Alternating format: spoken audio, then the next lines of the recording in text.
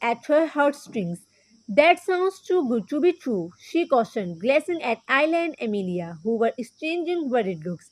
Before they could warn her, Montella waved her hand, and in an instant, Anastasia took the vial and gulped it down. The moment the potion hit her lips, darkness enveloped her. No, Ayla cried, reaching out, but Montella waved her wand again, and Anastasia fell into a deep slumber.